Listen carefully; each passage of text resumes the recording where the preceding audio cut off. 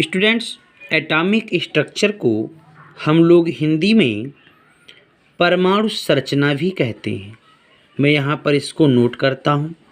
हम लोग इसको हिंदी में परमाणु संरचना भी कहते हैं। तो यह बच्चों अपना पहला लेक्चर है। बहुत ही ध्यान से बच्चों इसको आप लोग कॉपी पर नोट भी करते रहेंगे। परमाणु संरचना इस चैप्टर को सबसे पहले पढ़ने के लिए अपने को यह पता होना चाहिए कि यह जो टर्म यूज हुआ है परमाणु, यह परमाणु होता क्या है। जब आपको किसी भी टॉपिक के बारे में जानकारी होगी तभी बच्चों आप उसकी स्ट्रक्चर को बता पाएंगे। पहले तो हमको यह पता होना चाहिए कि परमाणु क्या चीज़ है। चलिए मैं स्टार्ट करता हूँ। बच्चों, परमाणु को समझना अनिवार्य है और परमाणु को समझने से पहले मैं यहाँ पर एक टॉपिक का जिक्र करता हूँ जिसको हम लोग कहते हैं पदार्थ। बच्चों, ये पदार्थ क्या है, हम लोग क्लास 6 से लेकर के कंटिन्यू अभी तक पढ़ते आए हैं। हमको पदार्थ के बारे में बताया भी जाता है कि वह सब कुछ, मैं यहाँ पर डिफिनीशन भी लिख रहा हूँ, वह सब कुछ जो स्थान घेरता है। यही डिफिनीशन आप लोगों ने पढ़ी होगी अभी तक। आपको क्लास 6 से लेकर के अधिकांशतः यही डिफिनीशन बच्चों बताई जाती है कि वह सब कुछ जो स्थान घेरता है क्या कहलाता है, पदार्थ कहलाता है। पदार्थ कहलाता। मैं यहाँ पर एक एक पॉइंट को बहुत ही सरल तरीके से आपके सामने नोट करके लिख रहा हूँ ताकि आपको किसी प्रकार की कोई समस्या ना हो। तो सबसे पहले हम लोग पदार्थ को जानेंगे। पदार्थ क्या है? वह सब कुछ जो स्थान घेरता है पदार्थ कहलाता है। या हम लोग इस तरह से भी परिभाषा दे सकते हैं। परिभाषा क्या हो सकती है? अथवा जिसमें भार होता है, जिसमें भार होता है, अपना वजन होता है, जिसमें भार होता है क्या कहलाता है बच्चों? पदार्थ कहलाता है। तो ये दोनों डिफिनीशंस आपको पता होंगी, ऐसी मैं उम्मीद करता हूँ। पदार्थ कहलाता है तो वह सब कुछ जो स्थान घेरता है पदार्थ कहलाता है, अथवा जिसमें भार होता है वह पदार्थ कहलाता है। ये मेरे हाथ में आप पेन देख रहे हैं। अगर मैं इस पेन को इस कॉपी पर रखेंगे तो आप देखेंगे कि इस पेन ने इस कॉपी के कुछ भाग को घेर लिया है। इतनी बात समझ में आ गई?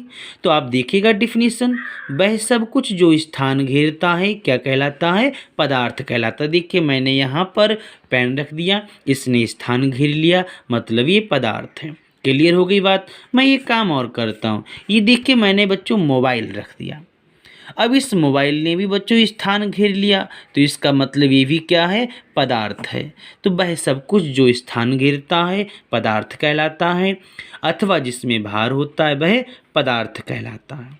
या हम लोग एक तरह से और भी एक्सप्लेन कर सकते हैं कि हमारे चारों ओर जो कुछ भी है बच्चों वह पदार्थ है। क्लियर हो गई बात?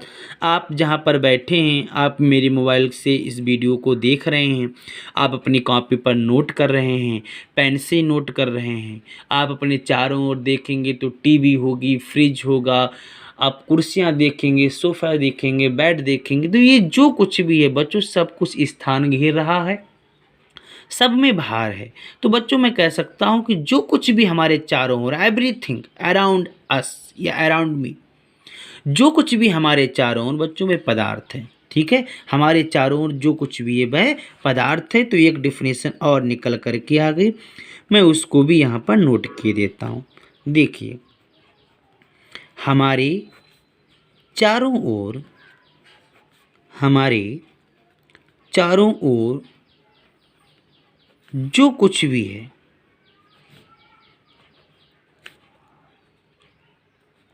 क्या है बच्चों? पदार्थ है। इतनी बात सब समझ में आ गई होगी आपके। हमारे चारों ओर जो कुछ भी है बच्चों वो पदार्थ कहलाता है। अब एक बात आती है, हमको तो पढ़ना है परमाणु संरचना। फिर आप कहेंगे सर ने पदार्थ क्यों बताया? अब आप आगे देखिएगा, मैं इसको टॉपिक को, पदार्थ को इसी से जोड़ दूंगा। देखिए कैसे बच्चों, एक वैज्ञानिक थे, वो वैज्ञानिक ग्रीक वैज्ञानिक। कौन से वैज्ञानिक बच्चों? ग्रीक वैज्ञानिक। एक वैज्ञानिक जो ग्रीक वैज्ञानिक थे जिनका नाम क्या था, डाल्टन नाम था। क्या नाम था बच्चों? डाल्टन नाम था। तो ये ग्रीक वैज्ञानिक जिनका नाम डाल्टन था, उन्होंने क्या किया, इस पदार्थ को तोड़ना शुरू किया। हम सभी लोग जानते हैं साइंटिस्ट होते हैं, कुछ ना कुछ एक्सपेरिमेंट कंटिन्यू करते रहते हैं। तो साइंटिस्ट जो ग्रीक वैज्ञानिक डाल्टन थे, उन्होंने क्या किया, उन्होंने बच्चों इस पदार्थ को तोड़ना शुरू कर दिया। पदार्थ को तोड़ते गए कंटिन्यू बच्चों इसको तोड़ना शुरू किया और अंत में जा कर के बच्चों उनको एक ऐसी चीज़ प्राप्त हुई जिसको और अधिक तोड़ पाना असंभव था। मेरी बात को ध्यान से सुनिएगा। पदार्थ को कंटिन्यू तोड़ते गए कौन? ग्रीक वैज्ञानिक डाल्टन। लेकिन लास्ट में क्या हुआ, उनको एक ऐसी चीज प्राप्त हुई बच्चों जिसको और अधिक तोड़ पाना संभव नहीं था। तो जब ऐसी चीज प्राप्त हुई जिसको तोड़ पाना संभव नहीं था, तो बच्चों उसको नाम क्या दिया गया? उसको नाम दिया गया एटम। क्या नाम दिया गया? एटम दिया गया। तो इसका मतलब बच्चों यह भी हुआ कि पदार्थ की सबसे छोटी इकाई कौन सी है? तो बच्चों वो एटम है, जिसको हम लोग हिंदी में क्या बोलते हैं? परमाणु कहते हैं। तो ये परमाणु कब प्राप्त हुआ? जब पदार्थ को कंटिन्यू बच्चों तोड़ते चले गए। कौन तोड़ता चला गया? डाल्टन। तो डाल्टन ने जब पदार्थ को कंटिन्यू तोड़ना शुरू किया तो लास्ट में बच्चों जो उनको नॉन डिजिबल का मतलब जिसको नहीं तोड़ सकते। देखिए किस तरीके से, ये जो ए आप देख रहे हैं, ये जो इसको तोड़ दीजिए तो ए अलग निकलेगा और टर्म अलग निकलेगा। यही दो चीज़ें निकलेंगी, ए अलग निकलेगा, टर्म अलग निकलेगा। तो ग्रीक लैंग्वेज में जो ग्रीक भाषा है, उस ग्रीक भाषा में ए का अर्थ होता है नॉट। क्या होता है? नॉट। और टर्म का अर्थ क्या होता है? टर्म का अर्थ बच्चों है डिजिबल। अब आप समझ में आ रहा होगा, डिजिबल का मतलब होता है टूटना, नॉट माने नहीं। अर्थात एटम क्या है? एटम एक ऐसे छोटा कण है जिसको हम लोग तोड़ नहीं सकते हैं, जिसको अन्य छोटे छोटे पार्ट्स में डिवाइड नहीं किया जा सकता है। तो इतनी बात क्लियर हो गई। तो मैं क्या इसकी डिफिनीशन दे सकता हूँ, क्योंकि यह किस में था? पदार्थ में था। देखिए, पदार्थ का अविभाज्य, अविभाज्य का मतलब नॉट डिजिबल, मैंने भी बताया था। ए का मतलब नॉट, डिजिबल का मतलब यानी एटम का मतलब डिजिबल। तो पदार्थ का अविभाज्य, देखिए यहाँ से पॉइंट निकल कर के आ रहा है, पदार्थ का अविभाज्य सूक्ष्मतम भाग, पदार्थ का अविभाज्य सूक्ष्मतम भाग क्या कहलाता है बच्चों? परमाणु कहलाता है। परमाणु कहलाता है। तो अब आपको समझ में आ गया होगा कि हम लोगों ने पदार्थ से शुरुआत क्यों की। पदार्थ को तोड़ते चले गए और अंत में बच्चों जो आपको नॉट डिजिबल अविभाज्य पदार्थ जो पॉइंट मिला है, जो अविभाज्य सूक्ष्मतम भाग मिला है बच्चों, वो क्या कहलाया? परमाणु कहलाया। तो आई होप अब आपको परमाणु के बारे में जानकारी मिल गई होगी कि परमाणु किसे कहते हैं। इतनी बात समझ में आ गई। चलिए अब मैं अपनी वीडियो को आगे कंटिन्यू करता हूँ। तो जिसकी बच्चों एटम की जिसको जानकारी मिल गई हो, एटम क्या होता है, एटम किसका छोटा पार्ट है, एटम को किसने खोजा, तो ये सारी बातों की जानकारी अगर आपको प्राप्त हो गई तो मेरी वीडियो को लाइक ज़रूर करें बच्चों, और साथ ही साथ मुझे कमेंट्स भी करें अगर आपका कोई पॉइंट रह जाता है। चलिए अब आप लोगों ने एटम के बारे में जानकारी प्राप्त कर ली।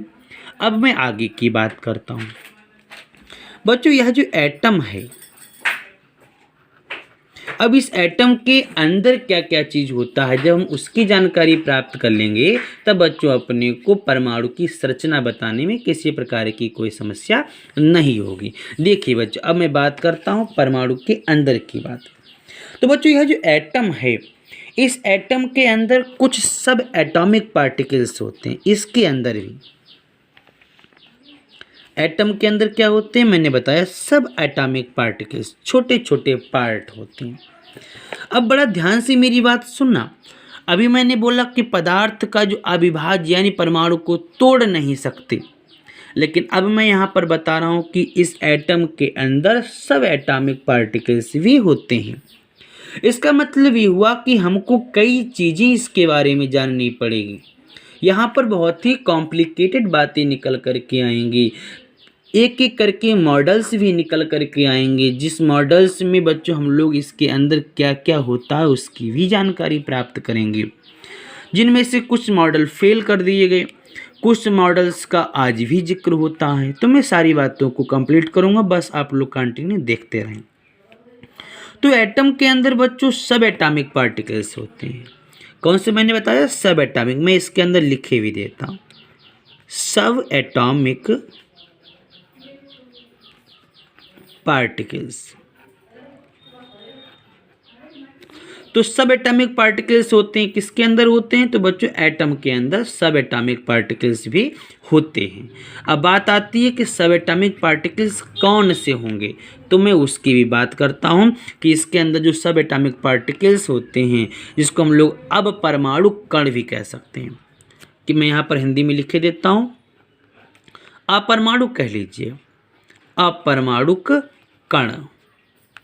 तो अपरमाणु कण कौन कौन से होते हैं? जो एटम के अंदर होते हैं, मैं उसकी भी बात कर देता हूं। तो पहला जो कण निकल करके आता है बच्चों, उसको हम लोग कहते हैं प्रोटॉन। क्या बोलते हैं बच्चों? प्रोटॉन बोलते हैं। दूसरा जो बच्चों कण होता है इसके अंदर, उसको हम लोग बोलते हैं न्यूट्रॉन। क्या बोलते हैं? न्यूट्रॉन बोलते हैं। तो यह न्यूट्रॉन हो गया। और तीसरा बच्चों जो इसके अंदर पार्टिकल्स होता है, उसको हम लोग बोलते हैं इलेक्ट्रॉन। क्या बोलते हैं बच्चों? इलेक्ट्रॉन बोलते हैं। तो मैंने यहाँ पर भी उसको नोट कर दिया। इतनी बात सबके समझ में आ गई होगी कि यहाँ पर 3 पार्टिकल्स और निकल करके आए। इन पार्टिकल्स को सब एटॉमिक पार्टिकल्स भी कहते हैं। ये किसके अंदर होते हैं बच्चों? ये परमाणु के अंदर होते हैं। बात समझ में आ गई होगी सबकी। चलिए मैं आगे का जिक्र करता हूँ। अब बच्चों हम लोगों ने 3 पॉइंट को पढ़ लिया, प्रोटॉन, न्यूट्रॉन और इलेक्ट्रॉन। अब हम लोग प्रोटॉन, न्यूट्रॉन और इलेक्ट्रॉन के बारे में भी हमको जानना पड़ेगा। तो सबसे पहले मैं आपको एक बात और बता दूं कि जो मैंने 3 पॉइंट बताए हैं, प्रोटॉन, सबसे पहले किसकी बात मैंने की है? प्रोटॉन। तो मैं आपको प्रोटॉन के बारे में कंप्लीट नॉलेज दे देता हूँ, क्योंकि जब हम लोगों को प्रोटॉन के बारे में कंप्लीटली जानकारी मिल जाएगी तभी बच्चों हम लोग आगे भी पढ़ना शुरू करेंगे। तो अब प्रोटॉन क्या होता है? यह प्रोटॉन मैंने बता दिया आपको कि यह एटम के अंदर होता है। चलिए इसके बारे में कुछ जानकारी प्राप्त कर लेते हैं। सबसे पहला पॉइंट, मैं पॉइंट से बच्चों इसको एक्सप्लेन करूँगा। ये जो प्रोटॉन है बच्चों, यह धनावेशित कण होता है। कैसा होता है? धन आवेशित कण। मैं यहाँ पर सारी बातें एक एक करके आपको बताता हूँ। पूछ सकते हैं, कुछ लोग पूछ लेते हैं, और हमको पता भी होना चाहिए जब हम लोग एटॉमिक स्ट्रक्चर पढ़ रहे हैं। तो सबसे पहले प्रोटॉन कैसा आवेश रखता है? तो प्रोटॉन धन आवेशित कण है। क्लियर हो गई बात। अब मैं आपको बता दूं कि साहब यह होता कहाँ है, तो मैं दूसरा पॉइंट का जिक्र करता हूं। जो परमाणु के नाभिक में रहता है। कहाँ पर रहता है बच्चों? नाभिक में रहता है। नाभिक में रहता है। ये सारी बातें हम लोग आगे एक्सप्लेन भी करेंगे, क्योंकि जो साइंस है बच्चों वो प्रूफ मांगता है, तो इसलिए हम लोग इसको प्रूव भी आगे करेंगे। जब हम लोग अभी जैसे यहाँ पर देखो एक टॉपिक निकल कर के आया है नाभिक, तो बच्चों अपने को नाभिक भी पढ़ना पड़ेगा। अभी आप यहाँ पर केवल प्रोटॉन के बारे में समझिए, फिर मैं आपको नाभिक भी बताऊँगा कि नाभिक क्या होता है। तो पहली बात, प्रोटॉन कैसा कण है बच्चों? तो धनावेशित कण है।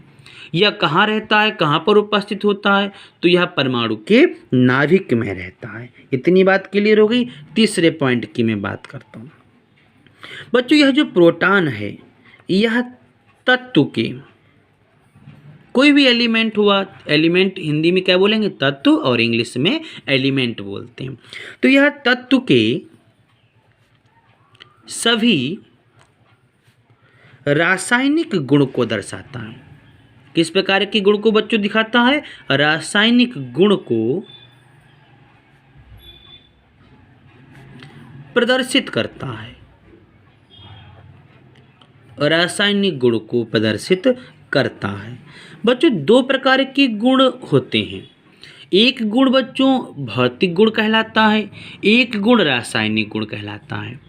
भौतिक गुण वे गुण होते हैं जिनको हम अपनी आँखों के सामने देख सकते हैं। जैसे अगर आपको एक नमक की टुकड़ा दिया जाए तो आप नमक के टुकड़े को देख करके यह अनुमान लगा लेंगे कि साहब ये तो ठोस है या साफ सफ़ेद रंग का है, ऐसी बातें देख लेंगे आप लोग। तो जो जो बातें आप लोग देख सकते हैं, जिन गुण को आप देख सकते हैं, तो बच्चों वो भौतिक गुण।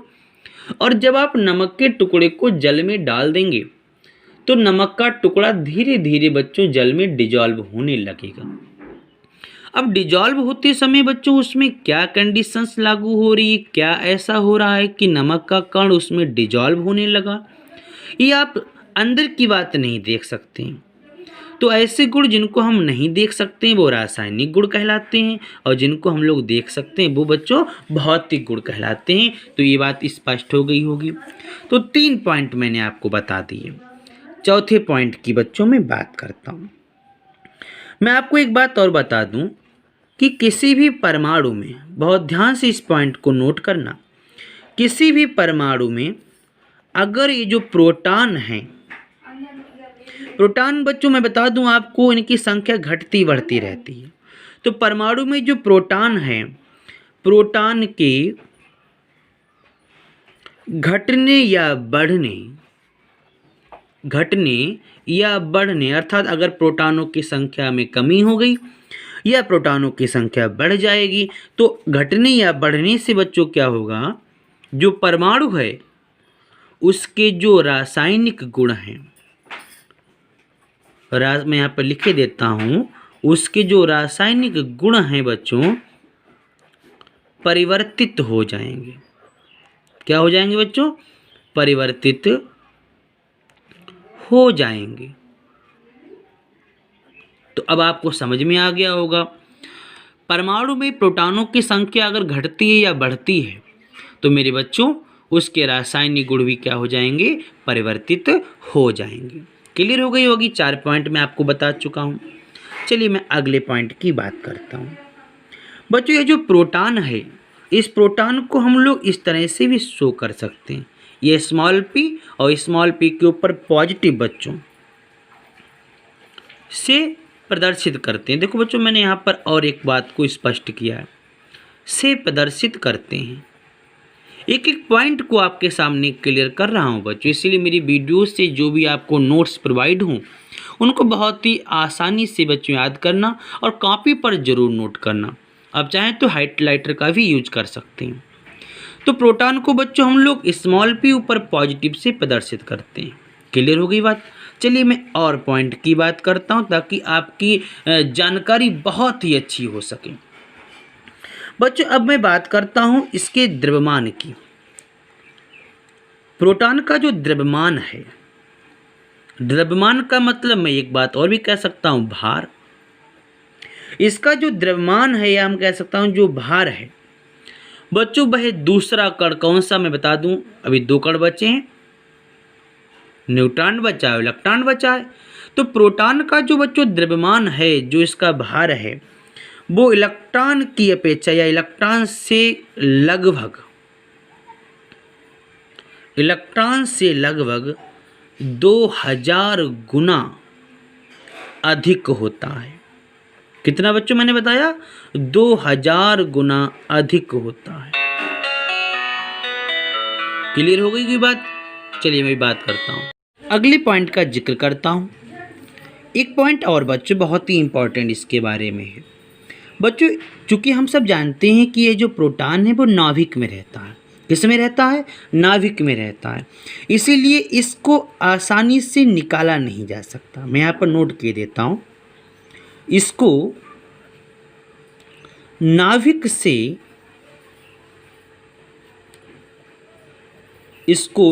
से आसानी से निकाला नहीं जा सकता है, नहीं जा सकता है। इतनी बात क्लियर हो गई। ये कहाँ रहता है? ये नाभिक में रहता है और इसको नाभिक से हम लोग आसानी से नहीं निकाल सकते। अब मन में बात आती है साहब क्यों नहीं निकाल सकते? क्योंकि अगर हम लोग इसको नाभिक से निकालेंगे तो बच्चों नाभिक टूट जाएगा। क्या होगा बच्चों? नाभिक टूट जाएगा, तो इसीलिए हम लोग इसको नाभिक से नहीं निकाल सकते। तो क्लियर हो गई होगी बात। चलिए एक बहुत ही इम्पॉर्टेंट बात और बता दें इसके बारे में, फिर मैं आगे जिक्र करता हूँ। लास्ट पॉइंट जो मैं बताने जा रहा हूँ मैं वो क्या है बच्चों? ये जो प्रोटॉन की जो खोज है, प्रोटॉन की खोज वो किसने की थी? तो वो गोल्डस्टीन ने की थी।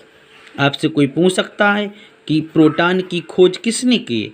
तो बच्चों प्रोटॉन की खोज गोल्डस्टीन नामक वैज्ञानिक ने की थी। तो आप देखिए मैंने प्रोटॉन के बारे में आपको बहुत सी जानकारी दे दी कि साहब ये धनावेशित कण है, ये नाभिक में रहता है, यह रासायनिक गुण को दिखाता है। अगर प्रोटॉनों की संख्या घट गई अथवा बढ़ गई तो पदार्थ के जो तत्व के जो रासायनिक गुण हैं वो बदल जाएंगे।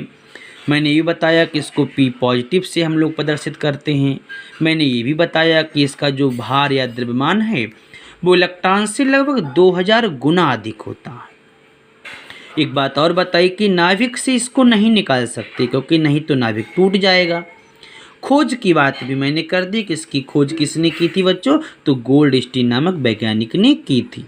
अब वीडियो को बार बार रिपीट कीजिए और आप इस पॉइंट को नोट करेंगे। चलिए आज हम लोग अब दूसरा पॉइंट पढ़ने वाले हैं। दूसरा जो बच्चों हमारे पास पॉइंट है जो हम लोग पढ़ेंगे बच्चों, दूसरा पॉइंट कौन सा होगा? चलिए जिक्र करते हैं। तो दूसरा बच्चों पॉइंट अपने पास में है इलेक्ट्रॉन। कौन सा पॉइंट है? इलेक्ट्रॉन पॉइंट है। तो अब हम लोग इलेक्ट्रॉन की बात करेंगे कि साहब इलेक्ट्रॉन के अंदर हम लोग किन किन बातों को जान सकते हैं। चलिए इलेक्ट्रॉन को स्टार्ट करते हैं। तो सबसे पहली बात मैं बता दूं आपको कि यह जो इलेक्ट्रॉन है बच्चों यह ऋणावेशित कण है। मैं यहाँ पर लिखे देता हूँ, परमाणु का ऋण आवेशित कण है। ऋण आवेशित कण है। क्लियर हो गई बात? इलेक्ट्रॉन परमाणु का ऋण आवेशित कण है। और वहीं बच्चों प्रोटॉन कैसा था? प्रोटॉन बच्चों धन आवेशित कण है। इतनी बात क्लियर हो गई। अब दूसरी बात, नाभिक के अंदर कौन रहता था? नाभिक के अंदर सब प्रोटॉन रहते थे, मैंने आपको बताया था अभी। अब ये इलेक्ट्रॉन कहाँ पर रहते हैं? तो बच्चों ये जो इलेक्ट्रॉन हैं वो नाभिक के चारों ओर, नाभिक के चारों ओर, मैं आगे बताऊंगा अभी कि नाभिक के चारों ओर बच्चों कक्षाएं होती हैं। मैं यहाँ पर नोट करता हूँ, नाभिक के चारों ओर भिन्न भिन्न, और साथ ही साथ एक बात और ध्यान रखनी है, निश्चित कक्षा में, नाभिक के चारों ओर भिन्न भिन्न और निश्चित कक्षाओं में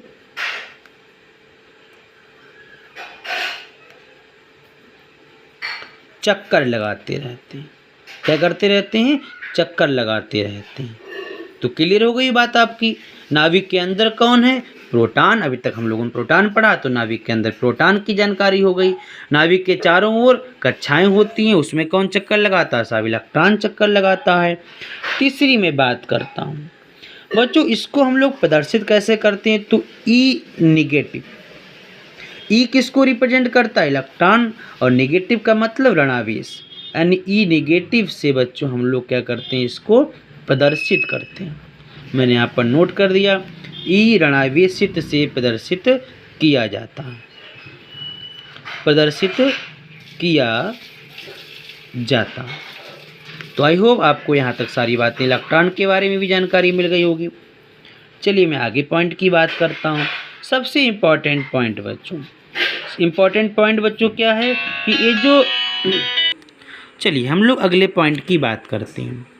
बच्चों जैसे मैंने बताया था कि प्रोटॉन को आसानी से नहीं निकाल सकते हैं, बहुत ही इम्पॉर्टेंट अगला पॉइंट है बच्चों। जिस तरह से मैंने आपको बताया था कि प्रोटॉन को नाभिक से नहीं निकाल सकते हैं, नहीं तो नाभिक टूट जाएगा।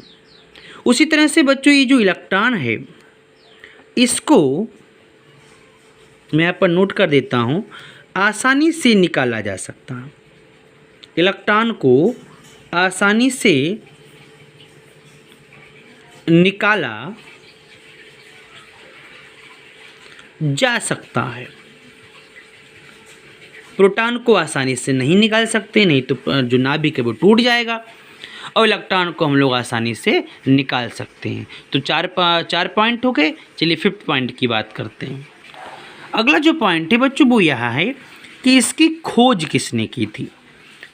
एक प्रश्न आपके लिए मैंने अभी ऊपर लिखाया है, आपको बताया है प्रोटॉन की खोज किसने की थी बच्चों, गोल्डस्टीन ने की थी। इलेक्ट्रॉन की खोज किसने की, तो मैं यहाँ पर नोट किए देता हूँ बच्चों, इसकी जो खोज है वो जे टॉमसन ने की थी। किसने की थी बच्चों, जे टॉमसन ने की थी। तो आई होप आपको इलेक्ट्रॉन के बारे में भी सारी जानकारी प्राप्त हो गई होगी। चलिए अब हम तीसरे पॉइंट की बात करते हैं। तीसरा पॉइंट बच्चों कौन सा है, न्यूट्रॉन है। चलिए अब न्यूट्रॉन का जिक्र करते हैं। तीसरा पॉइंट न्यूट्रॉन का अब हम लोग जिक्र करेंगे। देखिएगा, न्यूट्रॉन के बारे में जितनी भी जानकारी बच्चों मैं आपको बताता हूँ, एक एक पॉइंट को आप लोग नोट करिएगा, चाहे तो आप हाइलाइटर का भी यूज कर सकते हैं। बच्चों सबसे पहली बात आपको मैंने बताया, जब प्रोटॉन की बात आई थी तो प्रोटॉन कैसा था, पॉजिटिव आवेश वाला। इलेक्ट्रॉन की बात आई, इलेक्ट्रॉन पर कैसा आवेश, ऋण आवेश। लेकिन बच्चों यह जो न्यूट्रॉन है, मैं यहाँ पर पॉइंट बना करके बात करता हूँ। सबसे पहले तो बता दूं आपको, इसको स्मॉल एन से प्रदर्शित करते हैं, ये आप पॉइंट पहले नोट कर लीजिए। एन से प्रदर्शित किया जाता है, यह पॉइंट मैंने आपको पहले बता दिया कि इसको स्मॉल एन से प्रदर्शित करते हैं। क्लियर हो गई बात, न्यूट्रॉन को स्मॉल एन से प्रदर्शित किया जाता है। दूसरी एक बात और मैं आपको बता दूं बच्चों कि यह जो न्यूट्रॉन है वह परमाणु के अंदर ही रहता है। परमाणु के नाभिक के अंदर, मैं अपनी पॉइंट को यहाँ पर और भी सुधार लेता हूँ, न्यूट्रॉन परमाणु के नाभिक के अंदर उपस्थित रहता है। तो आपसे मैं अगर प्रश्न पूछूं कि परमाणु के नाभिक के अंदर कौन से पार्ट रहते हैं, कौन से कण रहते हैं, तो नाभिक के अंदर बच्चों एक तो प्रोटॉन हमने पढ़ा था, अब यहाँ पर नाभिक के अंदर न्यूट्रॉन भी आ गया। तो नाभिक के अंदर क्या क्या रहेंगे, प्रोटॉन रहेगा और न्यूट्रॉन रहेगा। लेकिन बच्चों यह जो है वो उदासीन होता है। कैसा होता है, उदासीन होता है, मतलब यह आवेश रहित है। कैसा पॉइंट है बच्चों, यह आवेश रहित पॉइंट होता है। इसको स्मॉल एन से प्रदर्शित करते हैं। यह परमाणु के नाभिक के अंदर रहता है, यह उदासीन या आवेश रहित होता है। इतनी बात क्लियर हो गई। चलिए अब हम लोग आगे की बात करते हैं। अगला पॉइंट क्या रहता है बच्चों, एक बहुत ही ज़्यादा इम्पोर्टेंट पॉइंट मैं आपको बता रहा हूँ। हाइड्रोजन को छोड़कर, ये सबसे इम्पोर्टेंट पॉइंट आपके लिए, ध्यान रखिएगा। हाइड्रोजन को छोड़कर सभी परमाणुओं में नाभिक होते हैं, या कह सकते हैं हाइड्रोजन को छोड़कर सभी परमाणुओं के नाभिक में, सभी परमाणु के नाभिक में न्यूट्रॉन उपस्थित होता है। न्यूट्रॉन उपस्थित होता है। क्लियर हो गई बात। यानी हाइड्रोजन केवल ऐसा है जिसके नाभिक में न्यूट्रॉन अब्सेंट होता है। हाइड्रोजन के जो परमाणु का जो नाभिक है उसमें न्यूट्रॉन नहीं होते। हाइड्रोजन को छोड़कर अन्य सभी के परमाणुओं के नाभिक में न्यूट्रॉन उपस्थित होता है। क्लियर हो गई बात। अगर आपसे कोई पूछे कि किस परमाणु के नाभिक में न्यूट्रॉन नहीं होते, तो केवल और केवल हाइड्रोजन। अब मैं आगे की बात करता हूँ कि साहब इसकी खोज किसने की, हम इसकी बात करते हैं। तो बच्चों इसकी जो खोज मैं आपको बता दूं बच्चों, इसकी खोज की थी चैंडविक ने। किस वैज्ञानिक ने इसकी खोज की थी, तो इसकी खोज की थी वैज्ञानिक चैंडविक ने। तो देखिए बच्चों, मैंने आपको न्यूट्रॉन के बारे में भी सारी जानकारी दे दी कि न्यूट्रॉन को स्मॉल n से प्रदर्शित करते हैं। यह नाभिक के अंदर उपस्थित तो होता है, लेकिन बच्चों ये उदासीन होता है, इस पर कोई भी आवेश नहीं होता। अगली मैंने क्या बात बताई, बहुत ही इंपॉर्टेंट, कि हाइड्रोजन के परमाणु के नाभिक में न्यूट्रॉन नहीं होते हैं, बाकी सब में बच्चों सभी परमाणुओं के नाभिक में न्यूट्रॉन होते हैं। और लास्ट पॉइंट बच्चों मैंने क्या बताया कि इसकी जो खोज है बच्चों वो किसने की थी, तो बच्चों इसकी खोज की थी चैंडविक नामक वैज्ञानिक ने। तो उम्मीद करता हूँ आपको यहाँ तक सारे पॉइंट समझ में आ गए होंगे। अब बच्चों एक बात और बता दूँ कि जो मैंने आज सारी बातें आपको बताई हैं कि परमाणु के अंदर इलेक्ट्रॉन, प्रोटॉन, न्यूट्रॉन होता है, कहाँ कहाँ पर होता है, मैंने उसकी भी बात बताई आपको। तो बच्चों जो अपना अगला वीडियो होगा उस वीडियो में हम लोग यह पढ़ेंगे कि इस सारे पार्टिकल्स की, चाहे वो प्रोटॉन हो, चाहे वो न्यूट्रॉन हो, चाहे वो इलेक्ट्रॉन हो, ये परमाणु में कहाँ कहाँ पर होते हैं, चूँकि मैं आपको बता चुका हूँ। लेकिन फिर भी इन सभी कणों की स्थिति को स्पष्ट करने के लिए बच्चों कुछ मॉडल्स का बनना प्रारंभ हुआ।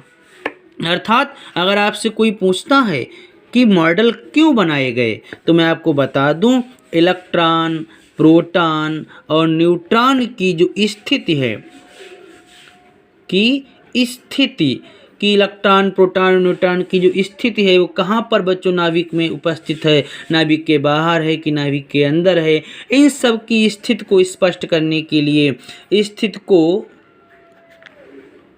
मैं यहाँ पर नोट भी कर देता हूँ, स्पष्ट करने के लिए मॉडल का निर्माण हुआ, या मैं कह सकता हूँ मॉडल देना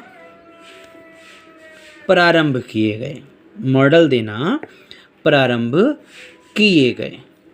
बात समझ में आ गई सबके? इलेक्ट्रॉन, प्रोटॉन, न्यूट्रॉन ये परमाणु में कहाँ पर स्थित हैं, इन सारी बातों को बताने के लिए बच्चों कुछ मॉडल्स दिए गए, जिनमें से सबसे पहला जो मॉडल बच्चों अपना है वो कौन सा मॉडल है? Thompson model. कौन सा मॉडल है बच्चों? थॉमसन का मॉडल। तो हम लोग अपने नेक्स्ट वीडियो में क्या पढ़ेंगे? थॉमसन का मॉडल पढ़ेंगे। तो आई होप आज की वीडियो आपको बहुत अच्छी लगी होगी। अगर आपको वीडियो अच्छी लगी तो बच्चों वीडियो के देखने के पश्चात आप लोग अपना नेम जरूर लिखें, ताकि मुझे यह स्पष्ट होता रहे कि मेरी वीडियो को कौन कौन लोग देख रहे हैं। तो अपना नाम भी लिखेंगे बच्चों, साथ ही साथ बच्चों वीडियो को लाइक भी करेंगे। मैं जल्दी अपने नेक्स्ट वीडियो में लेकर के आऊँगा थॉमसन का मॉडल। तब तक के लिए टेक केयर, घर पे रहें।